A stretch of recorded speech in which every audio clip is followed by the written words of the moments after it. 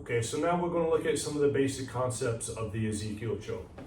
So I've got Nick here. Essentially, it's from this kind of position. Anytime I can get Nick in this threat of a head and arm choke, I'm either going to be looking at usually one or two things. That's usually the conventional head and arm choke, where I can get enough pressure here, close all this space, and get enough pressure to get the submission.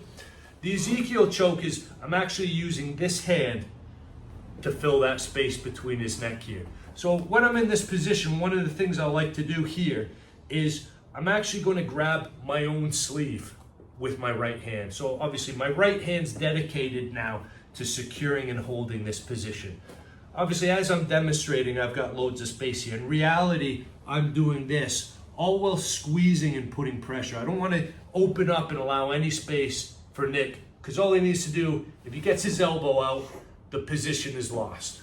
So I'm using my head here in the same way I do a head and arm to trap his elbow and stop it from escaping. Whilst I'm squeezing here, I'm trying to get my right hand into the sleeve of my left.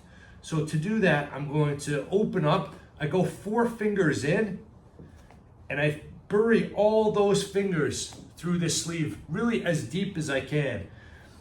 A lot of mistakes guys make is they only get their fingers slightly in, and then they start turning their hand like this, or they go for the choke. You can see my fingers are kind of loose here, and when I start squeezing, you can put a lot of pressure on these fingers to get the submission. So what I like to do before I even thread this hand in for the choke is I'll get my 4 fingers as deep as I can, and I'll curl in and make a fist.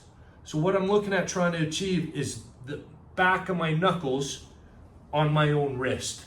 This ensures this is a really tight grip, and when pressure comes when I'm attacking the submission, this kind of hand position is able to deal with that kind of pressure. Stops you from damaging or injuring your hands.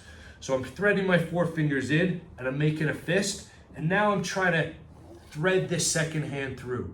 So what I like to do is I make my hand into a bit of a blade, and I slide this over the top.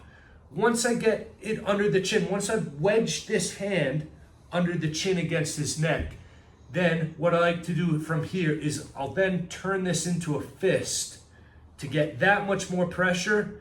And all I do is I'm bringing my elbows in, I'm pushing with my hands, and I'm squeezing to get that pressure, to get the submission. Another thing I like to do, instead of just using my upper body, I'm actually in a position where I can start turning onto him. I can even finish the choke lifting him up here. Yeah, I can even come up and start looking at taking the back. It just means once I start turning my chest into him, I can get that much more pressure with that squeeze.